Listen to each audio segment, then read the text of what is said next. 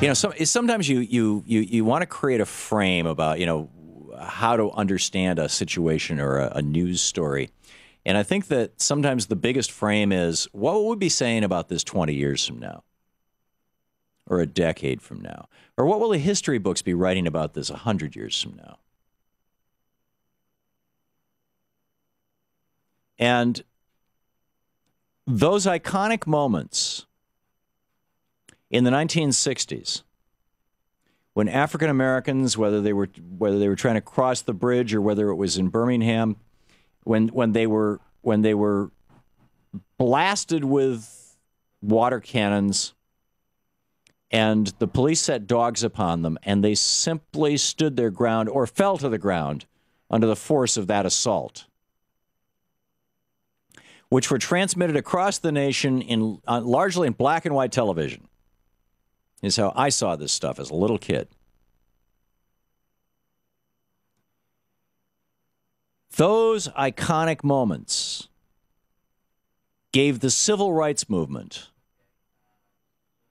which had been given the force of law in 1954 with the Brown versus Board of Education decision that essentially reversed Plessy versus Ferguson, the 1898 decision that said that had reversed, in a way, Dred Scott. Dred Scott in 1856 said people are property if they're a certain percentage African American, and then Plessy versus Ferguson in 1898, as I recall.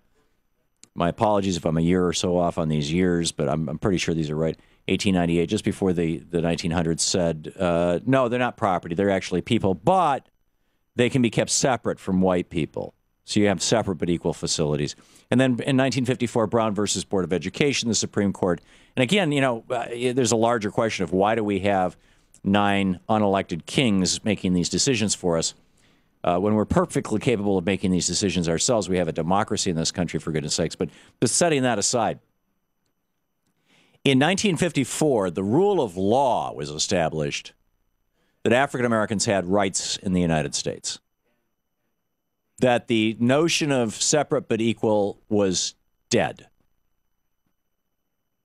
And yet, schools and lunch counters and even cities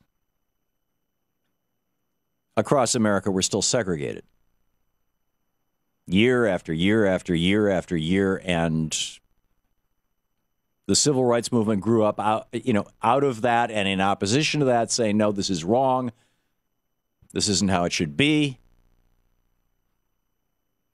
And a nonviolent movement grew up out of that.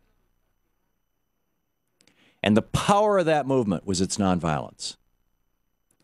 And I believe that 20 years from now, we're still going to be seeing the video of that UC Davis, I believe it was the University of California Davis campus, where these young people were sitting on the ground, offering no threat to anybody, simply refusing to move. Just like those young African Americans in the 1950s and 60s. Just saying, I have a right to be here. And this police officer walks up and pulls out his giant bug spray size can of pepper spray, shakes it up a little bit, takes aim like he's about to exterminate some insects, while the other police are standing around. And I don't know why they call these damn things batons. They're billy clubs. They're standing around holding their clubs, their billy clubs. And this guy is just calmly walking down the line, just spraying this is deadly hot stuff in the eyes of these young people. And they did not jump up and try and knock the can out of his hand. And they did not jump up and try and push him out of the way. And they did not jump up and try and take a swing at him. They sat there. Some of them cried, some of them screamed, some of them sobbed, some of them took it in absolute silence. They sat there, and he worked his way to the end of the line, and then he walked back the other direction. And many of these people were younger than my youngest child.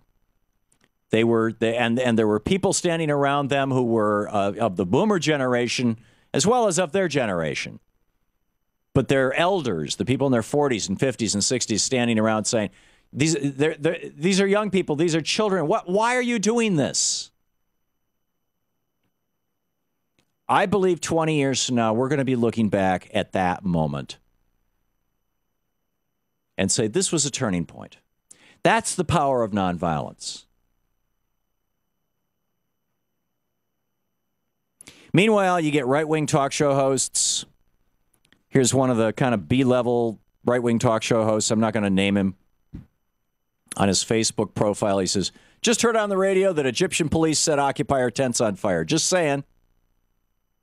Like, hey, maybe it's a good idea. You know, maybe what the Egyptians are doing, you know, they're killing people too, right? Maybe what police states do is a good thing. This is a right-wing talk show host. I'm not making this up. Just heard on the radio that Egyptian police set occupier tents on fire. Just saying. And then people respond. I don't think I could get close enough. The smell from Occupy would kill me.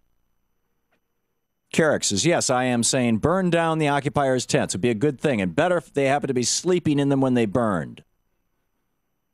They don't call me a mean man for nothing. John replies, those tents are probably worth money. We could sell them instead.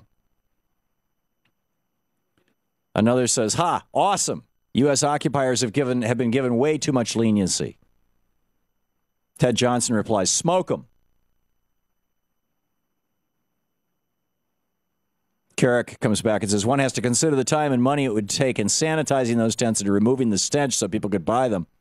Obama would see this as economic growth, but he would, because spending more to earn less is the Democratic Party's way. You get this? Just heard on the radio, Egyptian police set occupier tents on fire.